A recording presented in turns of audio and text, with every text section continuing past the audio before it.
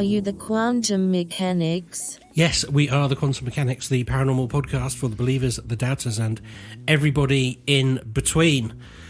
Paranormal weather forecast. Oh, what you got this week? I think it's probably a couple of rather drab elves. Not doing anything. Yeah. Bored, drab. Bored. No, they're drab. not even bored because they'd be a bit mischievous. They're just tired. Tired. Yeah. Yeah, I think that's a really good one. Just walking around. The weather's nothing. There was supposed to be a big storm. I was excited. Not in our part of the country, there wasn't. No. There was nothing. No.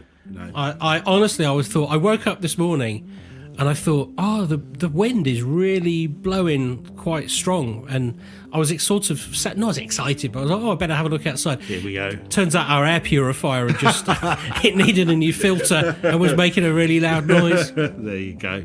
I like that one, though. It's weather for slightly sleepy elves. We got a new Patreon as well, haven't we? Yes.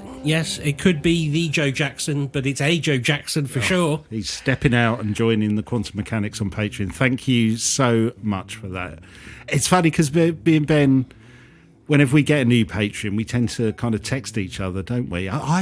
It's not just that it helps us kind of, fund the podcast. It's really nice that somebody's taken that effort. So, Joe, thank you very much on behalf of both of us. Yeah, thank you. And thank you all, patrons. Yes. Makes such a difference. I was going to say, I have some Sherlock news. I think I might be overstating it. it. All right. But are you going to save it to the end? Do you think it's okay? It's not a big thing, but okay, I'll have some Sherlock news because then we can bring the fiddle in. Yeah, exactly. Okay. Basically, the Sherlock project has turned into an excuse for me to play my really bad fiddle music. I quite like it.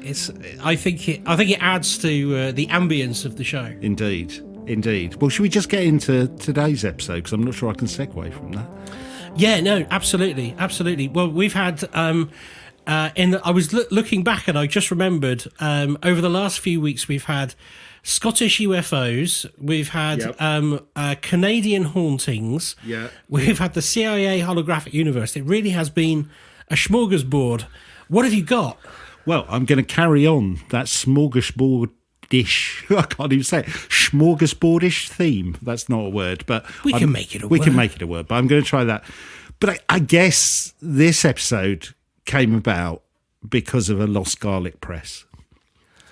What? Hang on. That's how some of the Sherlock stuff started. Well, no, it was a corkscrew. It was a corkscrew. Yeah. Now, stick with me on this, Ben, because it will get better. So just to give you the background. I don't know if it can get better than that. So I was cooking. I went to the drawer that has the garlic press in. Yes. Wasn't there. Right. Check the dishwasher. Obvious next place to look. Yeah. All the other drawers. Absolutely no sign of the garlic press. Could it be your house guests again? Well, no, because we hadn't anyone visit, but there's a saying in our house, Ben. It isn't lost until Mum can't find it. I think there's probably a few houses with that saying. So, of course, I called my wife and said, any idea where the garlic press is? I've checked the drawer. It's not there. Can't find it anywhere. And then I opened the drawer to show her that it wasn't there. Lo and behold, it was there. It was right there where it should have been. That happens to me all the time. Usually with socks and knives. Not that we keep socks and knives together. That'd be weird. But do you swear that you couldn't see it the first time? Well, I don't know if I would swear under oath, but I thought I didn't. But it led me thinking. I came to the conclusion that either I'm an idiot, which is a possibility, or my wife has paranormal powers. That's more likely. Or we have a poltergeist. Or sometimes things just magically disappear and then magically reappear. Like the transdimensional sausage. And it's the last option I want to talk about today. Not lost sausages or transdimensional objects that disappear. I thought I'd go for things that are much bigger. So I want to talk about lost villages, lost cities, even lost continents. Lost continents? Yes. Oh, justified ancients and moo-moo, but yeah. There you go. So on the journey today, Ben, you'll hear about mystical villages that appear once every 100 years, a tightrope walker who discovered a lost city in the desert, Wow. a lost continent that has 15-foot humanoid creatures with 4 arms, Of course. the search for the Fountain of Youth, and, in a kind of tribute to the late, great Michael Gambon, a Hogwarts castle that suddenly appeared above a major city. Wow. That's quite a lot of things. We got a lot of things. We're travelling around the globe and I've jam-packed it this week. But let's start with probably the most famous of all lost places, Brigadoon. Brigadoon, which we Brigadoon. did discover was short for Bridge of something, wasn't it? Yeah, no, there is a bridge, a real bridge of Brigadoon that you can go and visit, but I don't know if it's named after. I'm not sure about the naming conventions, but it's the legend of Brigadoon that I want to talk about. So Brigadoon, I'm sure many of you know, is a magical village hidden somewhere in the Scottish Highlands. Now, the village only appears for one day every 100 years, so for the people of Brigadoon, a century seems to last just one night. Yes, of course. If a single inhabitant of Brigadoon leaves, the enchantment is broken, the village will be lost forever in the Highland mists. That's how the legend goes. Right. And if you're wondering how Brigadoon became enchanted, well, it's said that the villagers made an agreement with God that the idyllic village would remain unchanged forever. In order to achieve this, the village would be invisible to the outside world, except for one day every 100 years. And on this day, the village is visible to outsiders. And if you're lucky, outsiders can also visit. And your garlic press is only visible to you once every 2 nights. Whenever I use it. Right, okay. Now, the inhabitants of Brigadoon are said to hold this one-day event every 100 years as a moment of joy and celebration. Well, you would, wouldn't you? However, if any villager decides to leave, the spell is broken and all the inhabitants will be lost forever. Now, according to Bob Curran, the author, in his book Lost Lands, Forgotten Realms, Sunken Continents, Vanished Cities, and the Kingdoms That History Misplaced, another snappy paranormal title there. Oh, lordy. He claims it's believed that Brigadoon first disappeared in 1754, so quite specific. The question, I guess, is why would the villagers of Brigadoon, as Kate Bush might say, make a deal with God? Wait. So he's postulating that it was real, and then Disappeared in 1754. Oh, so he's not doing the history of the legend. He's literally doing the history of what they say the legend Is, yeah. is. Right. Oh, okay. Gosh. Okay. Totally different to how I thought he was going to do it. Well, according to Curran, the spell that was cast over Brigadoon was put in place to protect it from the advancing English redcoats during the Jacobite Rebellion. Ah. And if you think about it, Ben, from a psychological perspective, the legend makes sense, right? In the mid-1700s, Highlanders had a new punitive taxes imposed on them. It was the start of what became known as the Highland clearances, where the change to the way the land had been traditionally managed by the Highland clans, basically new ways of managing the land were put in place by landlords. So that resulted in taxes and all kinds of stuff. Also resulted in many Highland people being killed, displaced, and their way of life radically changed. So I was thinking, if you live in a wonderful village of Brigadoon, you might want to find a way, right, however extreme, to isolate yourself from this kind of violent upheaval. Right, yeah. So you can see, whether it's true or not, you can see how the legend took hold, because that would be a really desire that you'd want, right? However, Bob Curran and other researchers believe the legend of Brigadoon may not have its roots in the Scottish Highlands, but in the German Bavarian mountains. And the legend of a cursed village called Germelshausen. This legend was adapted by the Brothers Grimm in their ghostly tales, and it's found its way into other fictional works. The legend states that Germelshausen was a village that became inhabited by evil forces, and these forces wanted to harm humanity. The evil village is said to still exist hidden somewhere in the Bavarian hills, generally unseen by human eyes, but will appear and draw in travellers who are unaware of the legend or who are lost. Why are they so evil? I don't know. It's slightly different twist, isn't it, to Brigadoon? Because, Brigadoon has that kind of romantic air. This is more of a kind of evil edge to it. But there's a lot of similarities. And I believe the legend started before that of Brigadoon. So there's this theory that it influenced it. And in 1860, author Frederick Gerstacker published a fictional work based on the Germelshausen legend. The story features a cursed village that only appears for one day every century. The protagonist of the story encounters a beautiful young woman on his travels. The woman is from the cursed village. Our protagonist falls in love, but manages to escape before becoming entombed in the cursed village forever. Now, it's generally accepted that Gerstacker's story featuring the Germelshausen legend influenced the musical theatre adaptation of Brigadoon. Oh, okay, that makes sense. And the 1954 movie, which featured Gene Kelly.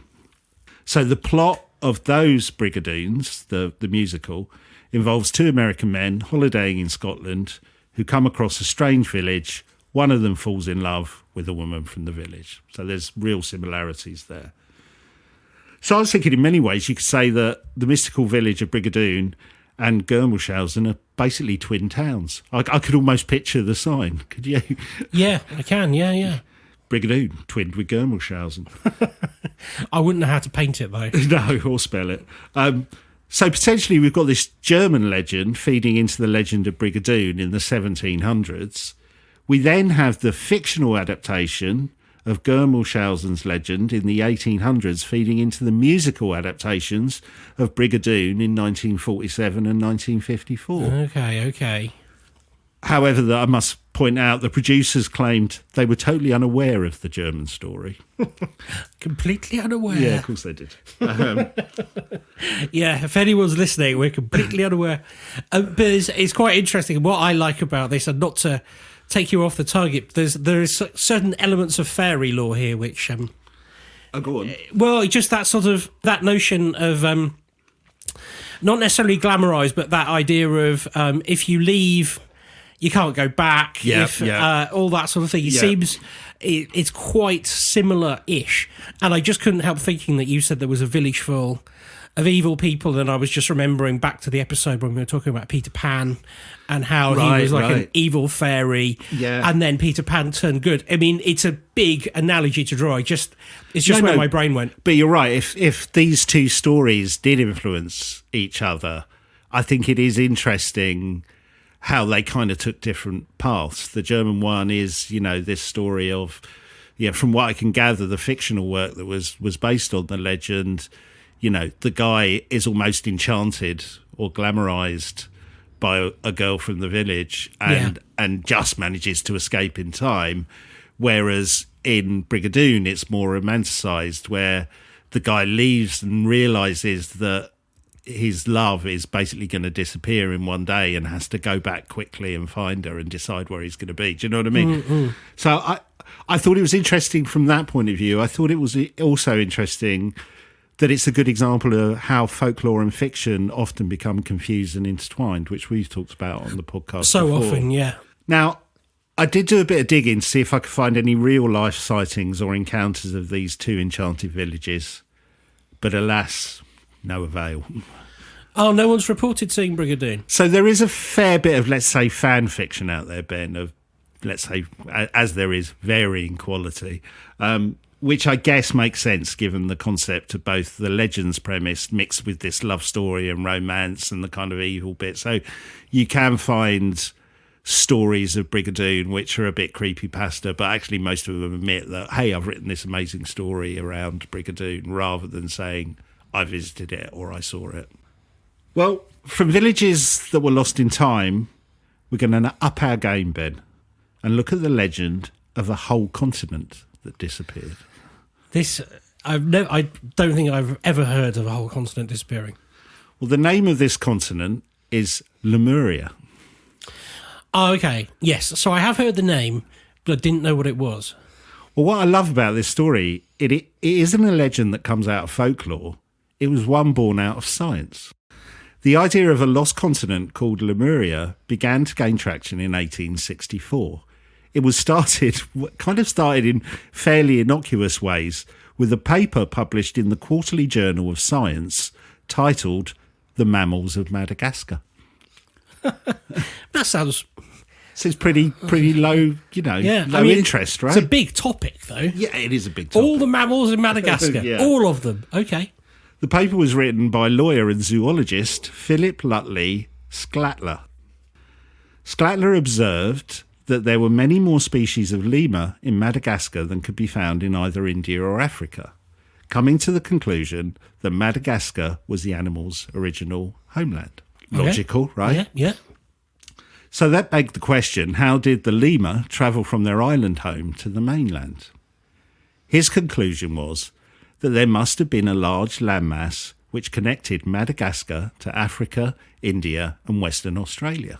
Okay. And that this continent had been lost, disappeared under the ocean waves. Sclatter dubbed the lost continent Lemuria. All the continents were one once, though, so... Well, I think at the time they didn't really know that. Ah, right. So this was his way of sort of getting around that problem. Yeah. I see. Yes, exactly. Well, I guess, Ben, from this small journal article, a big story grew. Sclatter's theory quickly gained traction among other scientists and prominent thinkers of the day. Respected German biologist Ernst Haeckel took the theory even further, claiming the lost continent of Lemuria was the birthplace of humankind. In 1870, he wrote, "The probable primeval home or paradise is hereby assumed to be Lemuria, a tropical continent at present lying below the level of the Indian Ocean, the former existence of which in the tertiary period seems very probable from numerous facts in animal and vegetable geography." Vegetable geography. I love that. Sort of geography. Carrots over there. Sorry, I've just realised it's called Lemuria because of lemurs, isn't it? Yeah. Oh, right. Yeah. Okay, sorry. It took me ages to get it right. Just occurred to me. Got it. Right. Little cute furry I'm with you lemurs. there. I'm with you there now, yeah. So Haeckel even went so far, this is brilliant, he had a world map made that included Lemuria and showed how life had spread across the globe from there. Lemur life or all life? Well, yeah, I think, he said all life because he thought human life came. Yeah, he yeah. upped the game of the original guy. And it's an amazing, we both like maps, right? It's one of those types of maps that, those kind of almost sepia tone in kind of colour. And it's got all the continents on it and it's got Lemuria there. And then there's just arrows all over it, everything leading from Lemuria out. So the idea of this lost continent continued to grow, but it did take a rather unexpected turn, moving from the scientific into the world of the paranormal, with the publication of a popular book by Russian occultist and medium, Elena Blavatskaya. Oh, well done. That's not bad. The book published... Her real name is Jane. Yeah, that's fine. I'm going to call her Elena from now on.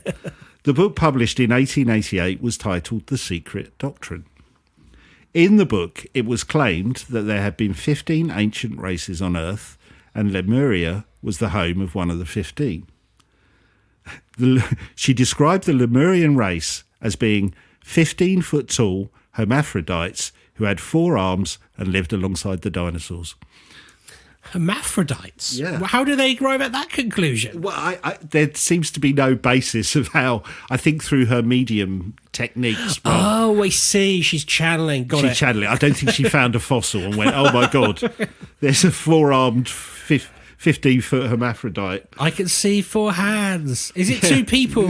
No, it's one. And he's got a dinosaur bone in his hand. Or he's eating a dinosaur. That's not a dinosaur bone. Yeah. Okay. The book also suggested that these original Lemurians, the 15-foot tall ones, evolved into the lemurs that we have today. Well, I mean, I think that bit might have been true because we know about mega beasts. Yeah, that's true. That's true. My favourite thing is, do you know that squirrels come from the same evolutionary branch as horses. I know, we've mentioned this on the podcast before. It's the one thing I love. And I think we've mentioned it. This is the third time. Is it? And every time you tell me, I don't believe it. And I Google it and then go, Yeah. Horses were once meat-eating squirrels. Yeah. Or squirrels were once meat-eating horses. Either way. Yeah. Horses and squirrels, they're the same thing, really. Anyway, sorry. And lemurs and four-armed 15-foot hermaphrodites are also the same thing. Yeah, again, I'll use that phrase, that joke. She's been to Didcot. Yeah. Now this, a bit like the story we featured last week, Ben, about bisons on the moon and various creatures. Yeah, moon bisons. Yeah, that's, you kind of come across it and go, it sounds ridiculous. But if you take it back to Sclattler's original paper, he kind of was asking the right question, right? How did lemurs move from the island of Madagascar to the continents? It's the right question. It is.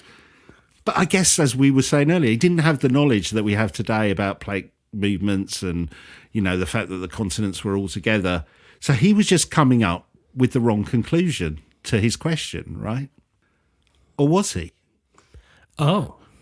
As in 2013, geologists found traces of a lost continent in the Indian Ocean. No, come on. Scientists discovered fragments of granite in the ocean south of India along a shelf that extends hundreds of miles towards Mauritius. On Mauritius itself, geologists have found zircon. So that sounds like a superhero. It does sound made up, but there is a thing. It is a thing. Right. Now, the island of Mauritius was formed 2 million years ago, but the zircon they found dates back 3 billion years. Scientists theorised the zircon had come from a much older landmass that had sunk into the Indian Ocean over 85 million years ago, and once again been raised above the waves when Mauritius was formed. Was he right then, in a way? Well, kind of. I think it's in a... I don't think they're claiming this new continent or old continent that was lost. I don't think it touched Africa, India and Australia, but it is in the Indian Ocean. It's not exactly where Lemuria was said to be. But these scientists have now named this new lost continent under the Indian Ocean, and they're calling it Mauritia. Oh, I thought you were going to say Lemuria. That would have been... I wondered that, out of honour of the guy that you think they would have, but no, Mauritia. But he was kind of right by accident, because he was basing an evolutionary theory. He must have... I'm just trying to get my timelines. He's post-Darwin, I guess he must have been. Or was he... Was he an advanced thinker? Because I suppose there were lots of people who had evolutionary ideas at the time. But even so, that was I could understand that. It made perfect sense. It's not something you could necessarily poo-poo. But if you didn't know all the continents were stuck together at once, then you'd have to sort of but you'd have to assume breaches and stuff. Yeah. But I love that. But now what we want to know is, are there any skeletons of four-handed hermaphrodites? 15-foot ones. I'd love to find that. Yeah, I don't know if we are going to find those. But I found that story intriguing. Like you said, it's a cautionary tale as well. Of just, he had the right idea. He just didn't have the tools and knowledge to come up with a different conclusion, So he went, it must have been a different lost continent that had sunk, and that's how they spread around. I mean, forgetting the 15-foot things from the occultist. It's I thought it was a fascinating story. Absolutely wonderful. Yeah, I love it. Well, I want to move on to Eternal Youth. For lots of reasons. I'm there. Yeah, I'd love it, wouldn't you? Because it is a theme that connects to disappearing, lost or undiscovered worlds. It features in the Brigadoon legend we mentioned earlier. Mm-hmm. I guess because the villagers only appear once every 100 years, they appear not to age. But the legend of Eternal Youth and the places associated with it go back many centuries and intersect many different cultures, which I wasn't aware of. So many cultures, but it kind of makes sense. Everybody wants to live forever, don't they? Well, apart from, Highlanders, the movie. So the ancient Greeks, they were a little obsessed with eternal youth and the chance to live forever. Greek historian Herodotus wrote in the 5th century about the land of Macrobians, which contained a fountain of youth. But it wasn't just the Greeks who were obsessed. Alexander the Great searched for a fountain of youth in the 5th century BC. There is the legend of King Prester John, who it was claimed ruled over a land that had a fountain of youth. There are Caribbean legends that talk about the land of Bimini having waters that could halt aging and cure illness. And similar stories are found in Japan, where hot springs have the same kind of effect. So many cultures across the globe share similar stories and legends. And those legends were so enticing that it led to many expeditions and crusades in search of locations that might hold the waters that could prevent aging. Now, one of the most notable searchers was Juan Ponce de Leon, a 16th century explorer who ironically thought the elixir of youth could be found in Florida. How did he know about Florida? Yeah, we'll get on to that in a minute. So Juan Ponce de Leon had quite a life. He sailed with Christopher Columbus on Columbus's second voyage to the Americas, became a military commander, landowner, treated indigenous people pretty badly by all accounts. He became the governor of Puerto Rico, only to be unceremoniously replaced by Columbus's son. Oh, God. So after all this, Ponce de Leon decided to indulge his two main obsessions, which were searching for gold and trying to find the fountain of youth. Of course they were his two main obsessions. So, Chess and golf. yeah. Garlic presses and finding the fountain of youth. Which is another great prog rock album. Yeah, it really is. De Leon had heard stories from Native Americans of a legendary magical spring and that the waters of this spring could make an old person young again. And he'd heard similar tales in the Caribbean. So he led multiple expeditions around the Bahamas and Bimini in search of the fountain of youth. In 1513, he landed on Florida's east coast and claimed the area for Spain. So we kind of discovered Florida in a way, depending on your definition. I see, right. Now, his journey for riches and the Fountain of Youth continued down the coast, through the Florida Keys and the western coastline. Didn't find it, though. He returned to Spain in 15... Went to Mar-a-Lago. Yeah, went to Mar-a-Lago instead, where you can find the Fountain of Youth. He returned to Spain in 1514, where the king named him Captain General. His exploring days ended in 1521, when he returned to Florida, and he and his 200 men were attacked by Native American warriors. Ponce de Leon was wounded, and in July of that year, he died in Havana in Cuba. He got around a bit, didn't he? He really did. Wow. Now, from then on, Juan Ponce de Leon has been linked with the search for the Fountain of Youth, though some historians debate whether he actually did try and find it, as his writings make no mention of it at all. You'd have thought he'd have noted something down. You'd think, wouldn't it? I'm looking for gold, and if I can find the Fountain of Youth. I've got to really bear with me on my next name that's coming up, Ben. Some claim the legend began after his death, linking it to the work of a historian called Gonzalo Fernandez Oviedo y Valdez.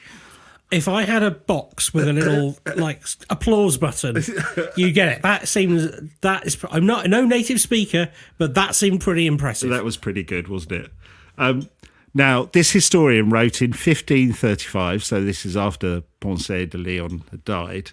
He said that Ponce de Leon had been searching for the Fountain of Youth to cure his sexual impotence. Okay. Which made me think there was some historical beef between these two guys, don't you think? Yeah, that does sound like a bit of a playground thing, yeah. Yeah, well, it's his sexual impotence. So that's where they think the connection with Ponce de Leon and the Fountain of Youth comes from. But there is no writings from him, our writings at the time of his journeys, where he talks about trying to search for it. So it's interesting that, so it could have all just come from this one kind of slightly bitchy quote from a historian after his death. Now, another place where you can live forever, and many have searched to try and find it, is Mount Penglai. This hidden island is said to be situated off the Chinese coast in the Bohai Sea. According to both Chinese and Japanese legends, the island is one of 5 that has a group of immortals living on it. Not only are its inhabitants said to be immortal, they have special powers that can destroy evil. The island contains palaces made from gold and platinum. It also contains magical trees, the fruit of which, when eaten, have the power to bring people back from the dead and bestow eternal life. Wait. If you're dead, how do you eat it? Yeah, that's a really good point. You'd have to... You have to kind of move their mouth for them. They've not thought this through, have they? They haven't thought this through. Maybe if you're just about to go, Yeah. you're like, oh, give me that pear. Yeah. Not that one, the magic one. Yeah, just dribble it in as a juice or something. Yeah, no, I hadn't thought about that. No, you're right. Well, it gets even weirder. In the Japanese legend of Mount Penglai, the atmosphere around the mountain is not made from air, but from the souls of the dead. And if you breathe in, you acquire the knowledge of those souls. Okay. That's a bit... I don't think I want to breathe in the souls of the dead. No. I think this is another one where nobody's actually come across it, but that's the legend for China and Japan. But I guess the point is, it's all over the place, this thing. But I guess people want to be youthful, even today. Yeah. It's the legend of Olay. Whatever Olay is or a Yule, its oil apparently is somewhat helpful. Yeah. Ben, it's one thing to search for these lost mysterious places, but it's quite another to actually find one, as we found out. Well, one man and his team of explorers did claim to have found a lost city in the deserts of Africa. The man in question was William Leonard Hunt, a Canadian entertainer and tightrope walker who also went by the name of Signor Guillermo Farini.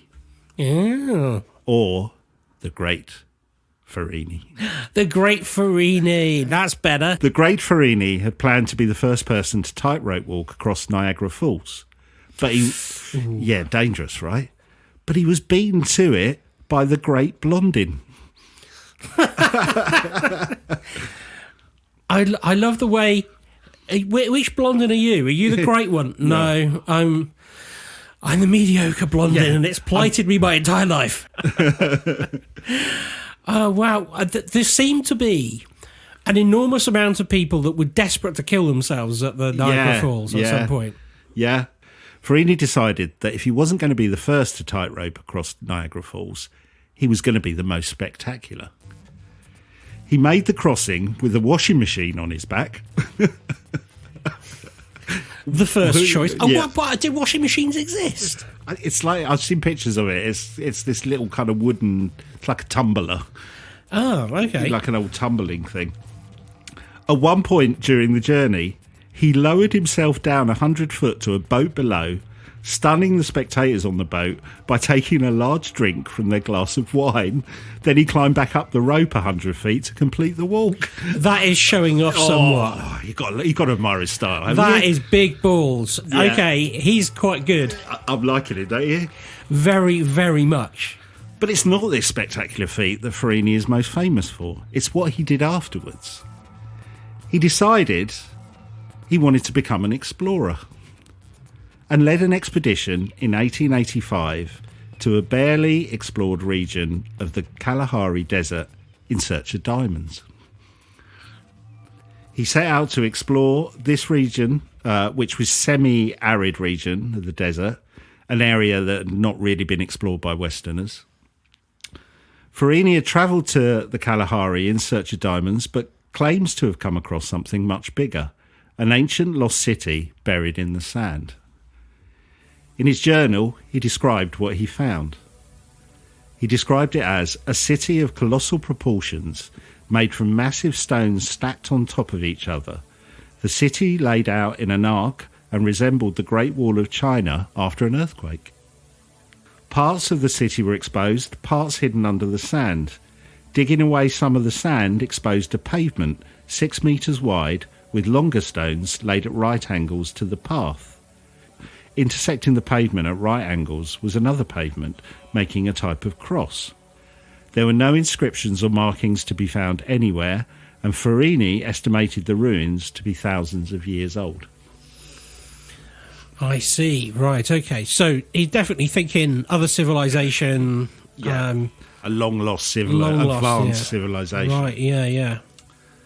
Now, since Farini's claims of this mysterious hidden city in the desert, there are over 35 expeditions have been launched to find it. None so far have been successful. Oh no! It's not real then. Wow. From 1932 onwards, 25 expeditions were launched. They crisscrossed the desert area in the direction that Farini had travelled. Many of these expeditions used reconnaissance aircraft to scan the area, but no evidence of this city was found. Now, there have been many theories about Farini's alleged lost city of the Kalahari. Of course, given the man's background as a showman, many people say it was just a hoax. There must be some money there somewhere. Especially because Farini made minimal notes and failed to record the exact locations he had travelled.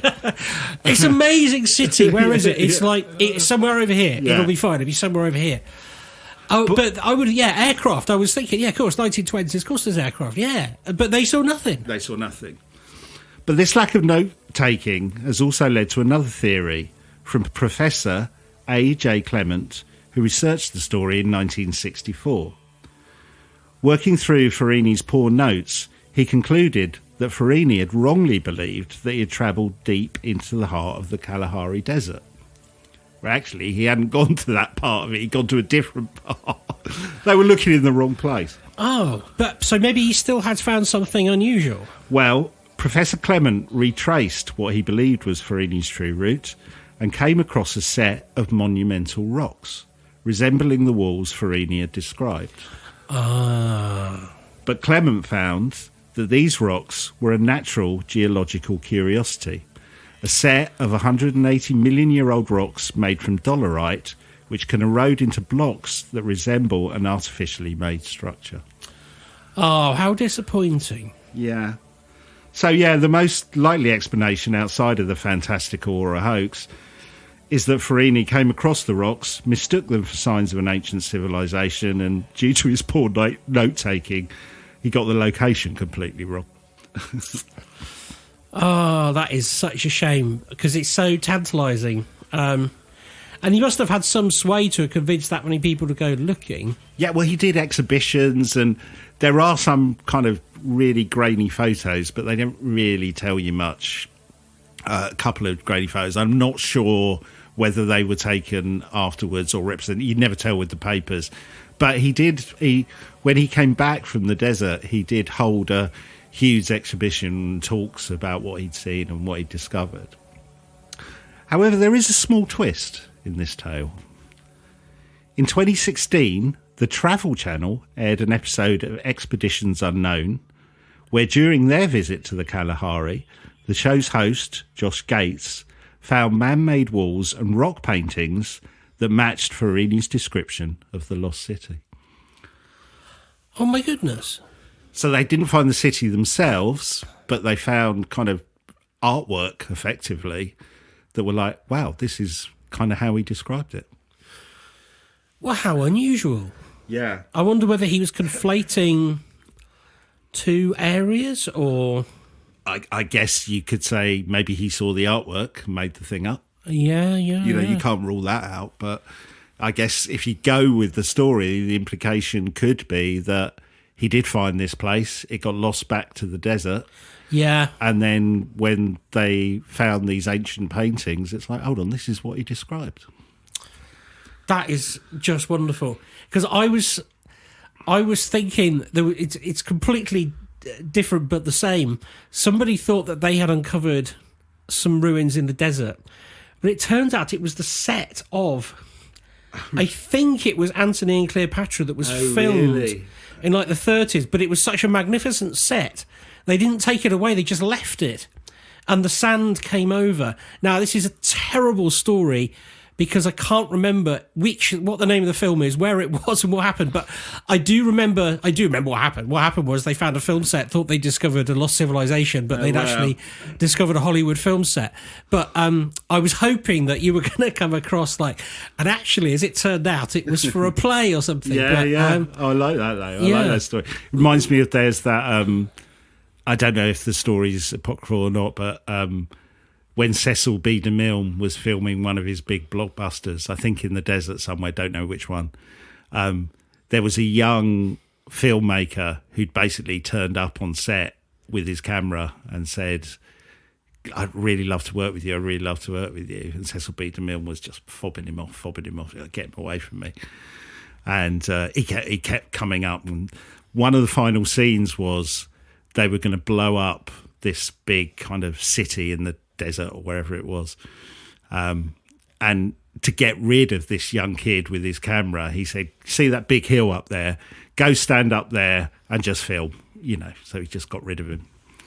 So Cecil B. DeMille shouts action. They've got all this dynamite to blow the city up, the set. They use far too much dynamite. It knocks over all the cameras when it explodes. They've got no footage, basically, of this thing being destroyed.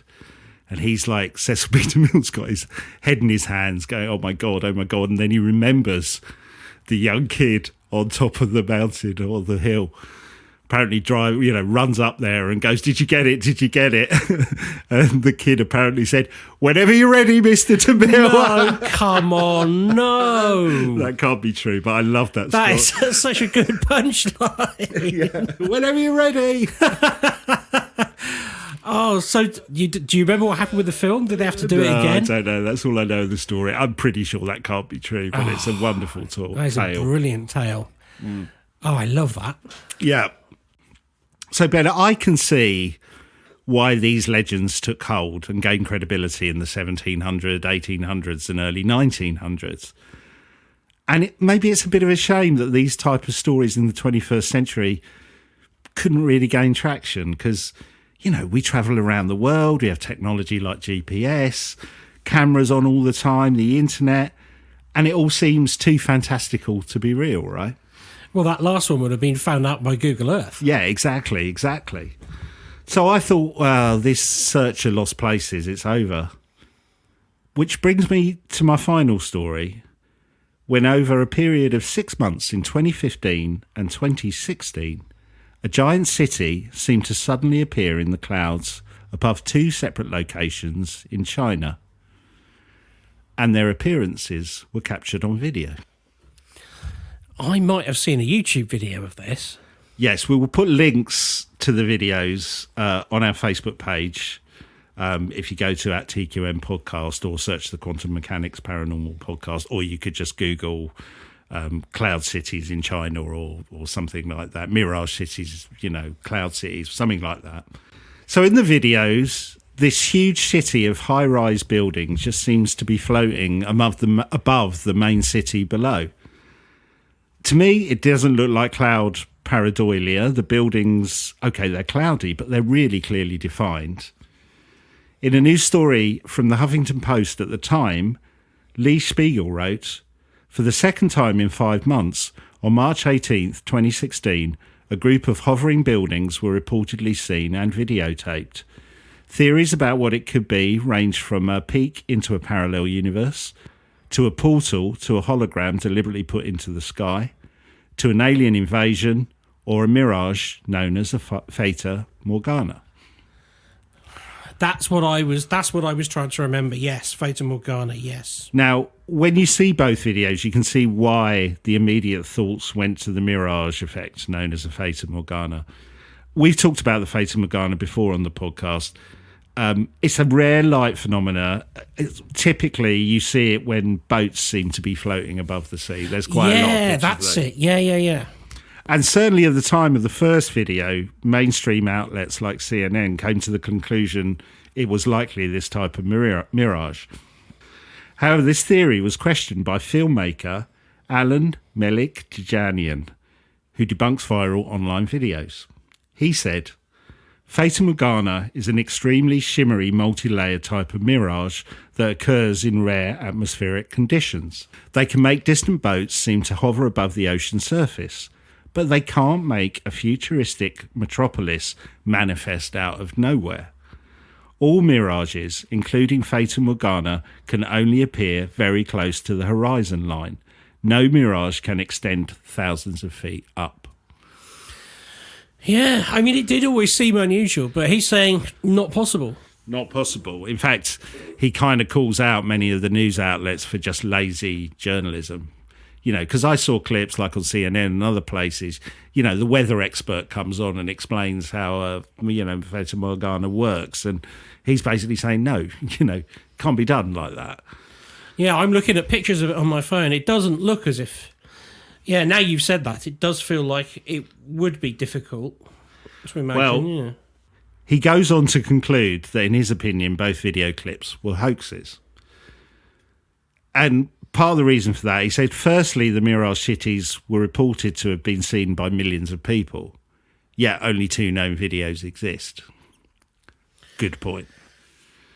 There is a lack of any credible first-hand accounts from witnesses to the event. Now, I guess one could argue that both of those facts could be explained by the Chinese government potentially covering up the incident, especially if you go with some of the internet interpretations that, could be some kind of alien visitation to China or a parallel universe making contact. The Chinese would maybe try and cover that up. Well, I guess the idea of all this being a hoax was given a bit more credibility in September of 2020, when a video emerged of a new Mirage City encounter, one floating in the skies above buildings in Shandong province in China. So the headline in the Daily Mail newspaper at the time was, and when you see the pictures, you'll kind of know why, "Is that Hogwarts floating in the sky? Incredible moment, Harry Potter's school seems to appear over Chinese city." J.K. Rowling has got so much money. Yeah. It does look like it. Yeah, it does look like it. I love this. Users of Weibo, China's version of the artist formerly known as Twitter, wrote, these are some great comments, "Is this Shandong's branch of Hogwarts?" Another one said, "How can us muggles see Hogwarts?" And my favourite, "Has Hogwarts finally come to China to recruit students?" Yeah. It really does look like it. Local authorities at the time dismissed the sightings as a mirage. Again. Now, personally, I don't think you need to be a special effects expert or an expert in, in meteorology to conclude that the videos are likely, and the previous 2, hoaxes. In fact, the online video debunker I mentioned earlier did a video about this and showed how the effects can be achieved with basic video editing and graphic software. So I thought you were going to say, actually, it was a clever, it was Warner Brothers put it onto the clouds to launch a new theme park or something. Would have been a great idea. Yeah. And actually, this final video, the one that looks like Hogwarts, there are videos out there as well that show the buildings which they think have been kind of almost copy and pasted into the video to create the illusion. So, there's a school somewhere that has these 2 spires, and you look and go, oh, well, that is identical. But, of course, this didn't stop wider theories and conspiracies flying around the internet. Like I said, everything from parallel universe to alien invasion to the American government basically using some giant hologram to freak out China by putting these things out there. It did make me think, in conclusion, there is something incredibly romantic and almost, enchanting about this concept of lost places, villages, cities, just suddenly appearing again without all the other enchanted bits that may go with the legends. And I'm not sure it has gone away, if considering the internet's reactions to these videos. Likely fake, but there seems to be some desire for this stuff. And in the 21st century, we seem to have replaced this kind of almost mythical element to it and channeled it more into a kind of alien or parallel universe vibe. Yeah, completely agree. I mean, I'm not sure if they're exactly the same, but many reports come in of they describe the craft as football pitch sized, Yes, huge UFOs. And I guess in the past, excuse me, viewers and listeners, I've had a terrible cold all week and my voice is giving way. Apologies for that. Yeah. But you could have in the past described those as floating cities, I guess. I thought you were being possessed. You know those people who get possessed by the alien overlords. He's mine now. I am Ben. No, I sound like this because it's illegal to buy day nurse anymore, sadly. Yeah.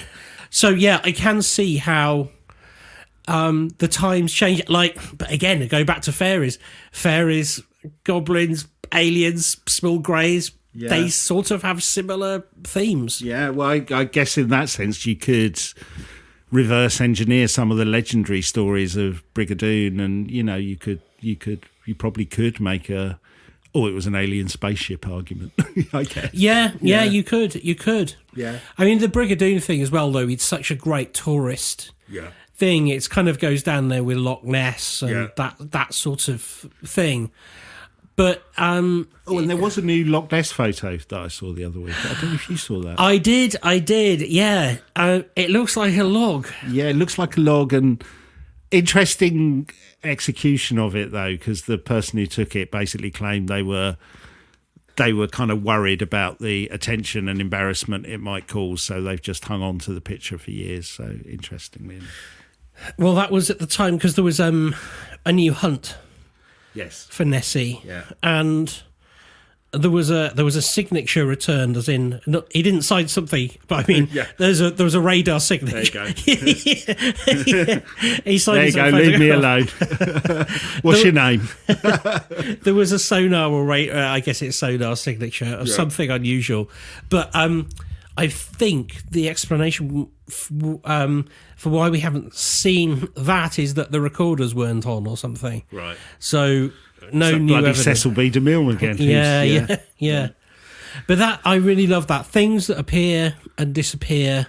It reminds me of one of my favourite episodes that I put together was The Houses That Haunt. Yes. Buildings that come and go. No, I love that. And I was thinking about that episode quite a lot while I was doing this one. Because was that the one, did we also have the disappearing gas station in that one? We had, I don't know if it was in that one, but yeah, the disappearing gas station, one of the longest paranormal threads. I know the other one I love that you did. I know it's, I guess it is a building rather than a whole village or city, was the one in Piccadilly Circus where the woman went into a cafe and there was no longer there. I love that story. Yeah. The time slip, yeah. And Brigadoon, we could be seeing a time slip, I suppose. Yeah. I mean, talking of time slips, we are not turning into a ghost hunting show by any means, but we've been invited to, at some point, go to. We live in an area where there's lots of RAF bases around us, and there's one that was notable during the Second World War, and apparently ghost aircraft are seen and heard quite regularly around there. And I've heard that from quite a lot of people. The idea of you see a plane coming over, then you realise, well, there must be an air show on because it's a Lancaster bomber, very recognisable World War II aircraft. And of course, there wasn't an air show, and nobody knows anything about it. I think those are fascinating, that time slip, and the idea is that you don't know the difference really between the solid object and the time slip, and that could well be true of the Brigadoon and that. Yeah. The cities in the sky. It's such a well-known phrase, castles in the sky.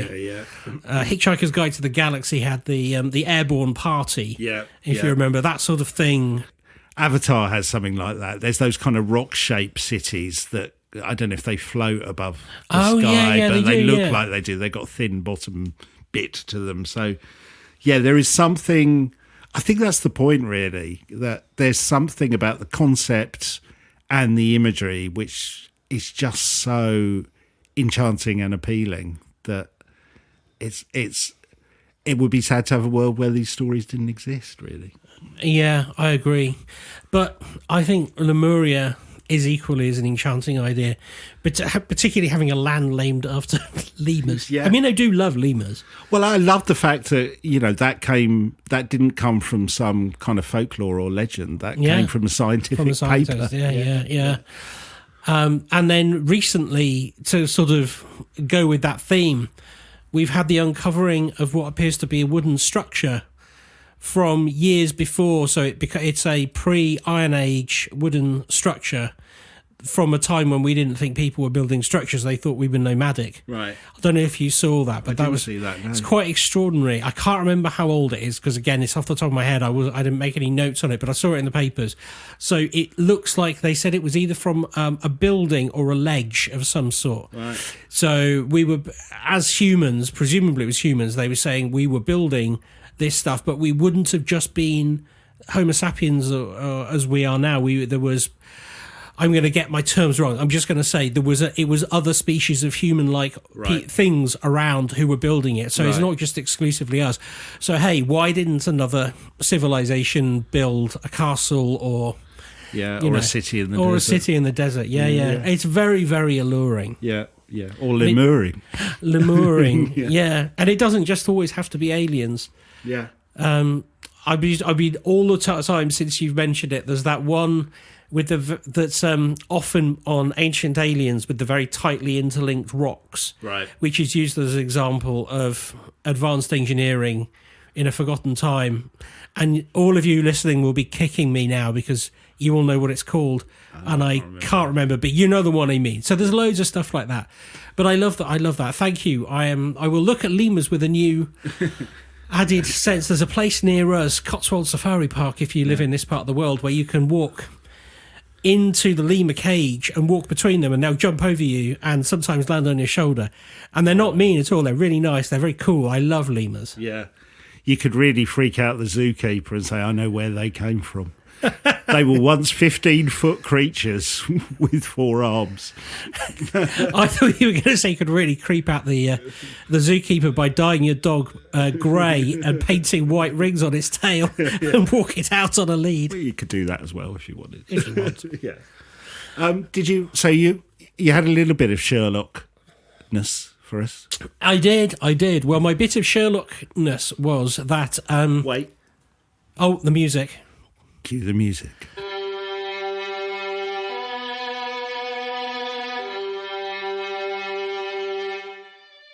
Oh, Peter, that fits beautifully under your chin. He's fiddling away in front of me. I'd like to clarify that. There's no difference between a fiddle and a violin. We know this. Yeah, we know.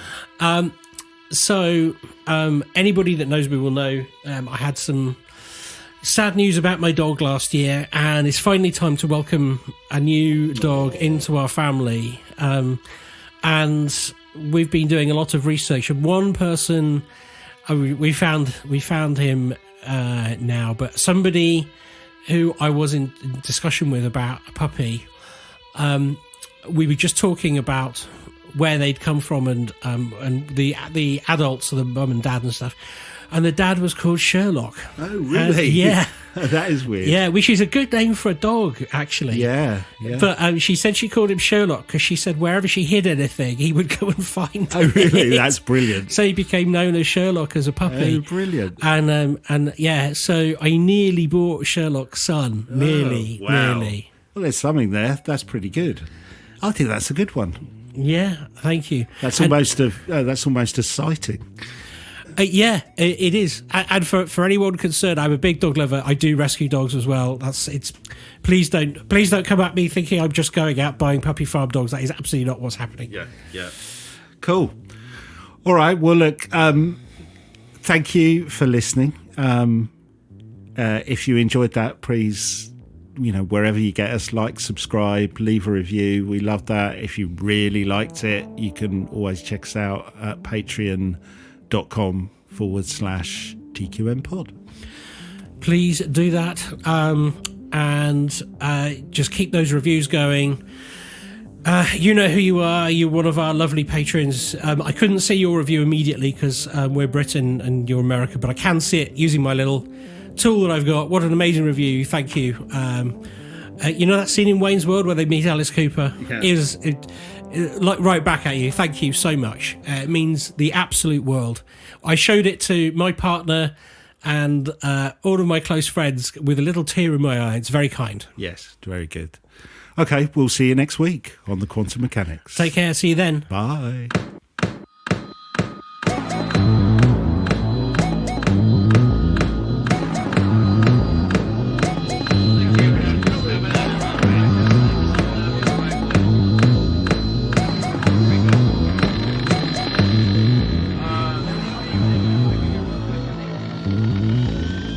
Are you the quantum mechanics?